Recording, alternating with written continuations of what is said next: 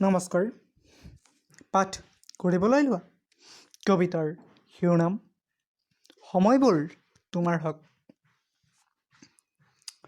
আকাশৰ দৰে বিশালতাৰ পৰিপূৰক সেই নীলাভৰ মুখ ধাৰা দিয়া অনুভৱৰ আলয়ত আজীৱন মই সাৱটি ৰাখিম এটি প্ৰিয় কবিতাৰ ছন্দত আলফুলে।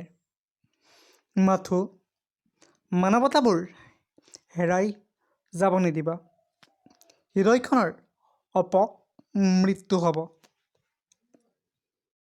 মাথো তুমি কুশলে থাকিবা সদায়, মাথো সময়বোৰ তোমাৰ হক। নমস্কাৰ। কবিতাৰ কথা